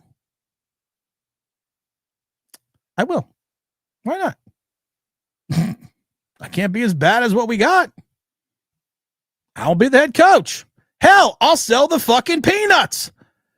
Let's jump over to the super chat from RWB0376. I really enjoy your review of the cinema masterpiece Primitive Wars yesterday. Perhaps you can include more reviews of the great films in the future. If you want, go to Get Off My Lawn, the Mad Ramblings of a Gen Xer.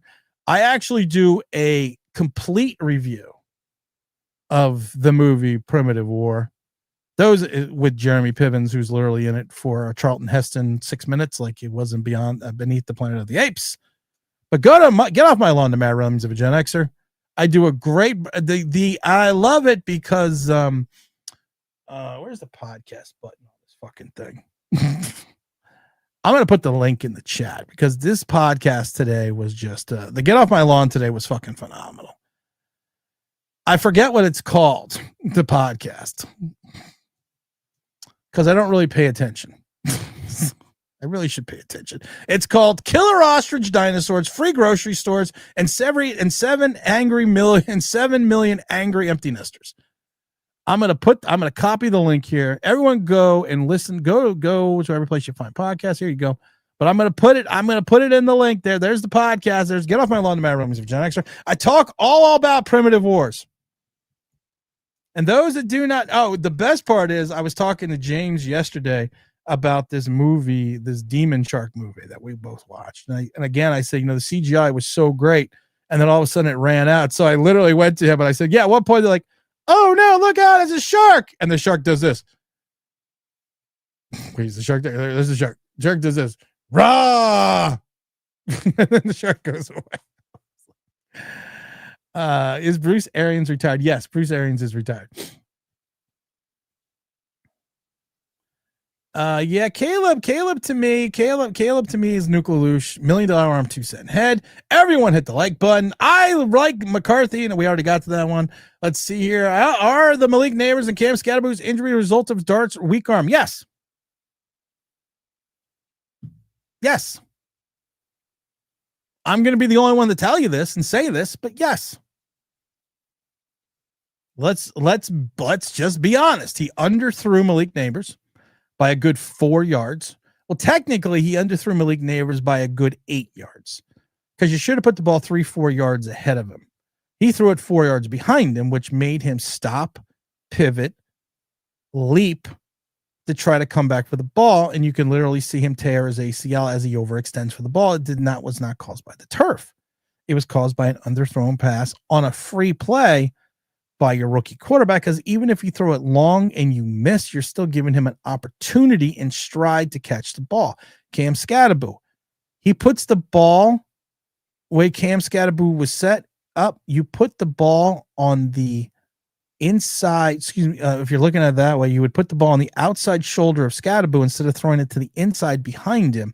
As he throws the ball to the inside behind him, Skattebo literally had to stop and then pivot his entire body almost backwards to come back for the pass, which in my mind resulted in him just completely snapping his ankle.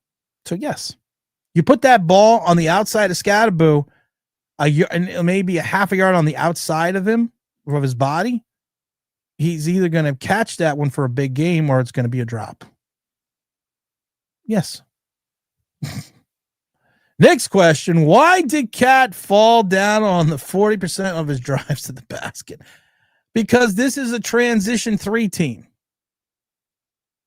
which is why a lot of times Bridges is bringing up the ball instead of Brunson. Now, the problem is I think Cat was 2 for 8 from 3-pointers. They shot, I think, 37% for 3-point line last night, or less than that.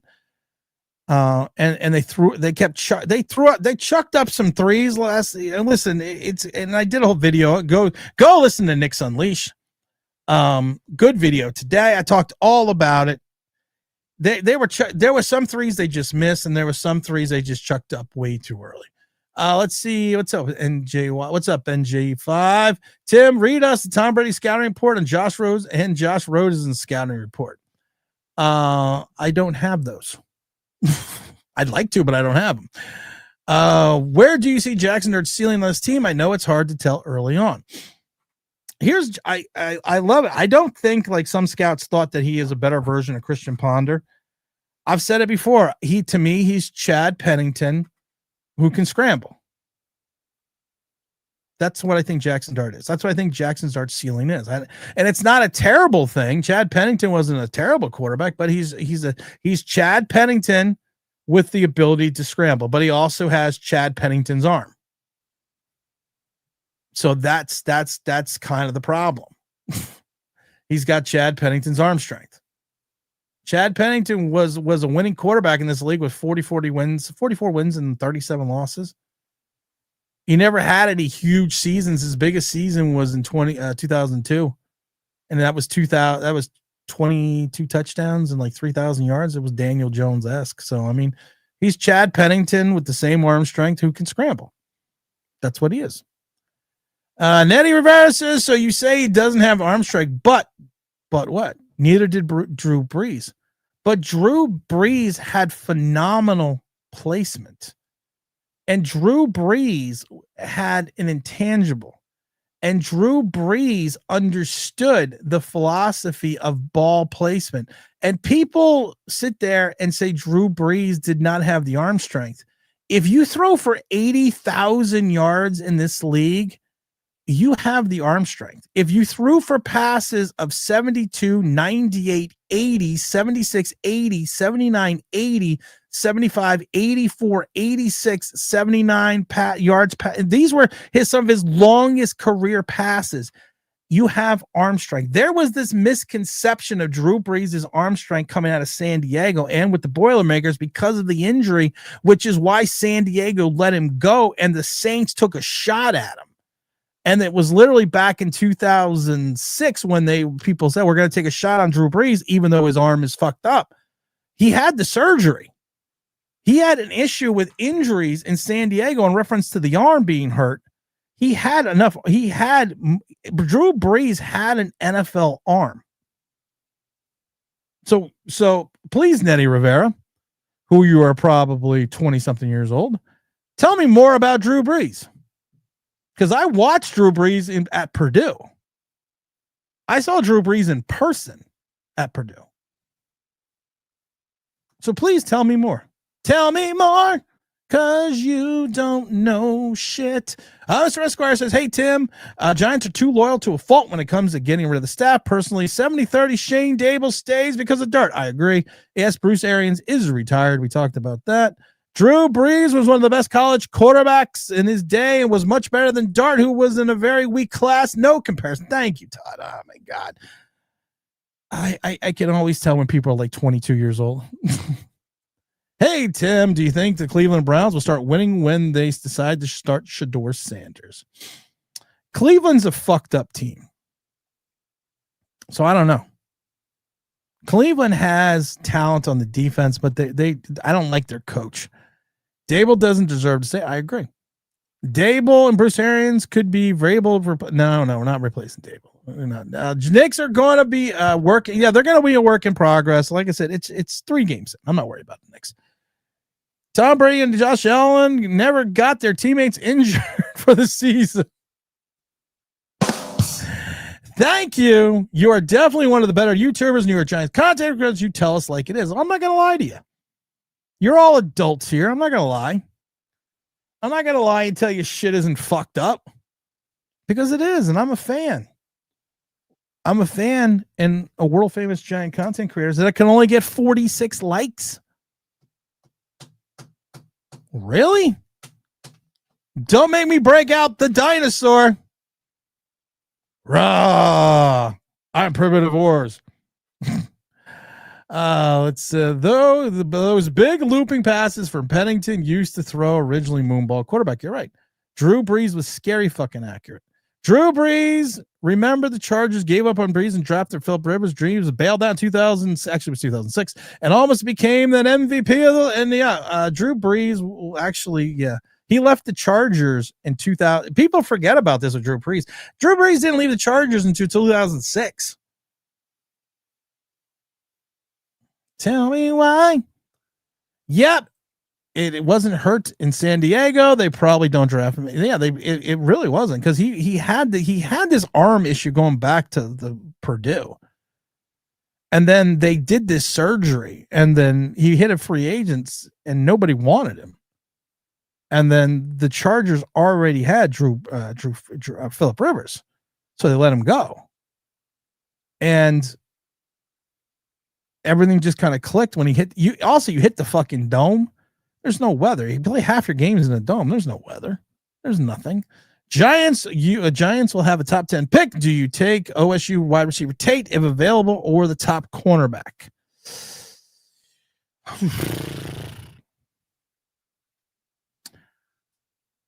Ooh.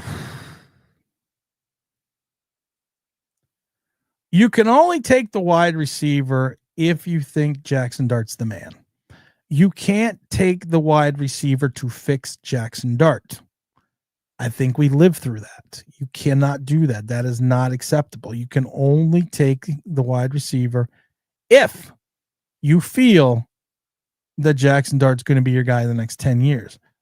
I don't like I don't like high first round corners. Never have. And my theory's always been you never take in the top 15, you never take a defensive tackle, and you never take a safety. You take a shot at the corner because outside of the quarterback position, I think the hardest position to play in any league is on an island at cornerback. And lockdown corners are just as rare as starting quarterbacks. But I'm not sure if there is a Darrelle Revis, Deion Sanders type lockdown guy coming out in 2026. I would have to look that up. Plus, getting Kamara doesn't hurt either. No, Kamara doesn't hurt, but Kamara hasn't been there forever. But that, it doesn't hurt. That doesn't hurt. That doesn't hurt either. But I like the idea about the corner. Well, that's a good question. That's a really good question. I don't know. That's a great question. Yeah, we're gonna see a little bounce back in the gold prices. So let's see. I'm seeing a add to your. I don't want to add to my position right now. I'm going to move on from some of this position a little bit. I think. Let's see what the 3-month preview is. See, the prices are overinflated. I think it should be around 76, 3,700. I'm thinking 3,800. But you got analysts are still predicting 5,000 over the next couple of years. So, and precious commodities are difficult because especially like palladium and platinum, they're used in technology. So it's kind of hard to figure out. High on the DB as a guy like Surtain, you can't take a Hunter as a novelty pick. I love Patrick Surtain. Who doesn't? I love when the Giants. I loved last year when the Broncos were trading him to the Giants. I always love Giant contenders trades. I love them. Chode Sports, they're so fucking awesome at these trades because they never take it from the perspective of the team that's trading the player. They always take it from the Giant perspective. They're like, we're going to give you a 5th round pick and a 7th round pick, and you're going to give us Patrick Surtain Jr. That's what the Giants are going to do. Hello, McFly. Chad Pennington, remember the Jets after letting Lavernius Coles go to Washington free agent, Santana Moss to get him back because Moss ran too fast for Chad's weak arm. I do worry about that about Jaxson Dart. Top quarterback next year right now is McCoy from Tennessee. He is a top 15 to 20 pick. See, that makes sense to me.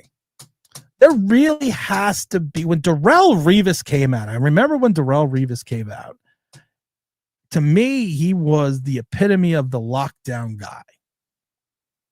I really thought he looked like coming out of college. He looked like he was going to be a lockdown guy. He looked like he was going to be that guy with the 4.38 speed that could just come in out of Pittsburgh. And the problem is I watched him at Pittsburgh too because I live in the area. But the problem even is with Darrelle Revis, he went 14th overall. So it's kind of difficult. Like I said, I would take a shot at the corner of the top 10. But like I said, if you look at the history of corners in the top 10 recently, it's not that great. Caleb Downs is a safety, but he's most likely a top 5 pick. I never can take. I've said this before. You never take a defensive tackle or a safety within the top 15. That is like NFL lore. We did a video about safeties and defensive tackles that went in the top 10 over the last 20 years, and I think there's like 2 of them. That's NFL lore. You don't do that because those are positions that you can find later. Those are positions that you can find a quality player late in the 1st round or even sometimes in the 3rd or 4th round. Where are you at on the likes? I'm going to have lunch. I don't know what I'm going to have for lunch. Everyone's out of the house today. 51 likes. Really? We can't get to 60? Man, come on, guys. I could be sitting there playing Helldiver right now. I'm doing this.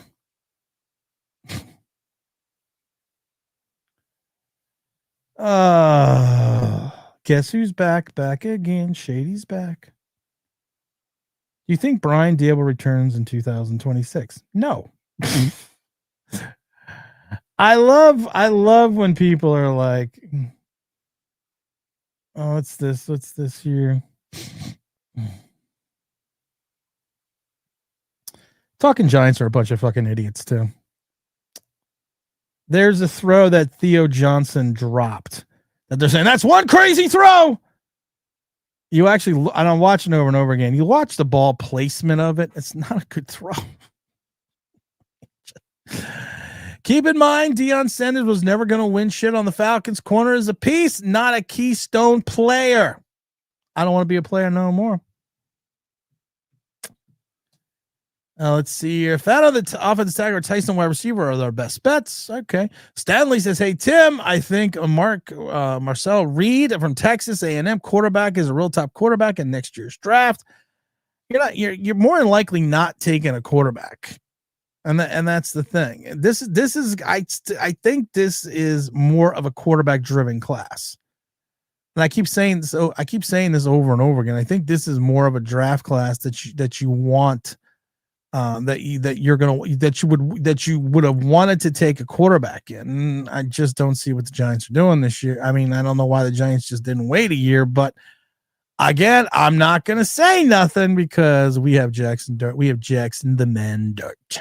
We have Jaxson Jackie Moon Dart.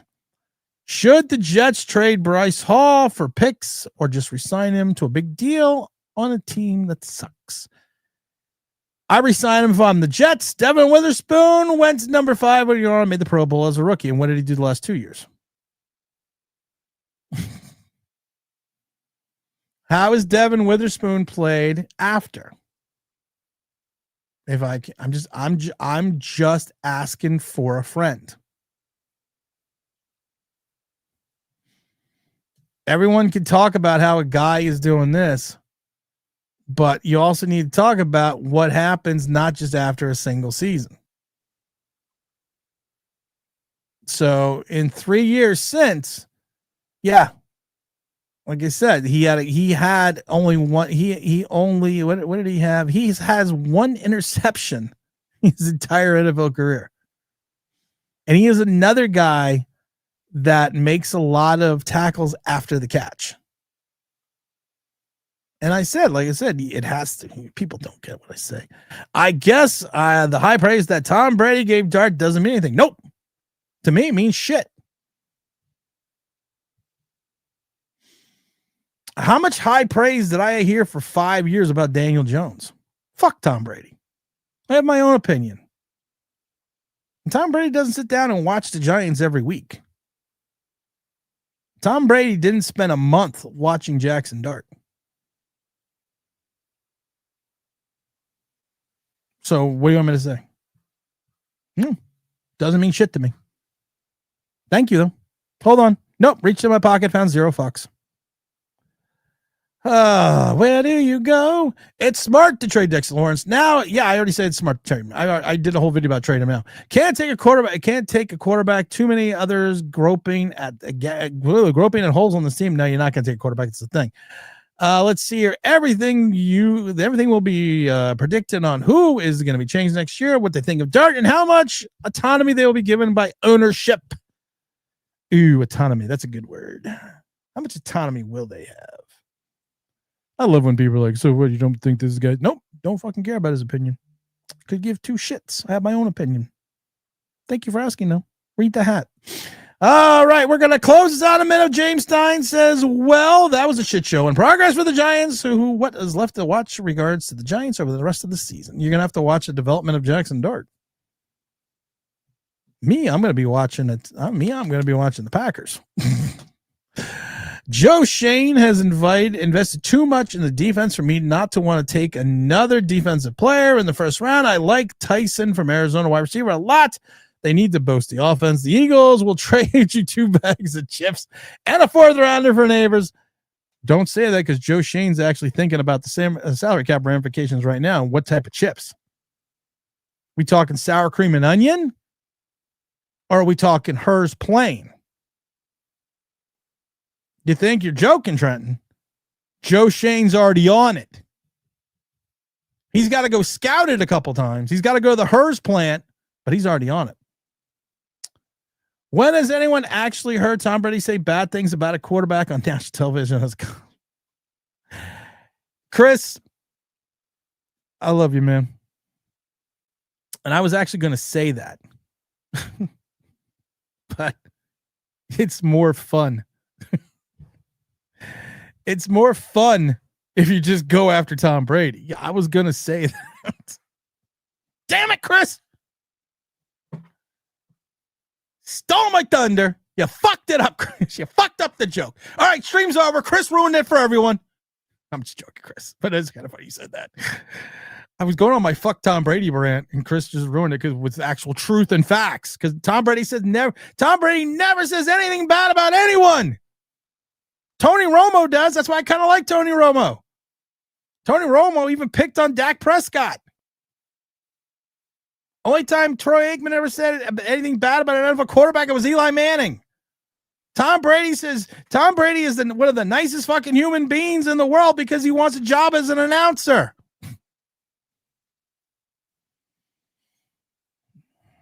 Tom Brady liked Tommy DeVito. Dexter to the Bills. Oh, the Ed Oliver. Oh, yeah, Ed Oliver. Looks like he's done for here. That's fine. Kibosh says Giants can't take a quarterback. The Bears and Fields got rid of him to get Caleb Williams. Yeah, but the Giants don't have that type of balls. Salt and vinegar. Ooh, salt and vinegar. I'm going to call Joe now. And know what we're going to do? I don't want the 4th round pick. No. I want the 7th round, 2 bags of salt and vinegar, and a real Coke sugar. You can have next. Fuck the ramifications on all of it. Can Dart's arm issue be fixed with mechanics? No. Because it's like when they try to fix Tim Tebow. You cannot fix a weak arm with mechanics. You may add a yard or 2, maybe 3, maybe 4, but mechanics have a tendency to break down. Because you got to remember, he's been throwing this away since Pop Warner. So you're not going to go in there and teach him proper footwork, because this is what happens when the pocket gets muddy, that's when mechanics break down. And you have been learned to do something since you were 8. So trying to fix something at 22 doesn't usually work out that well. You can help improve his mechanics, but that is still not going to stop him from doing sometimes the things that he does. Tony Romo doesn't have any more fucks to give. His spot is secure for the next 15 years. I like Tony Romo. I didn't think I was going to like Tony Romo because he replaced Phil Simms, but I like Tony Romo. Born a Giants fan, now living in MA. I like JJ McCarthy, but the O-line will get him killed. That sounds like so many Giant fans. Nettie says, so who do you have in mind to run this crazy shit show? Me. Boom. Me. I'm putting my resume together right now. NFL experience. Well, I don't really want to talk about that because I got fired twice.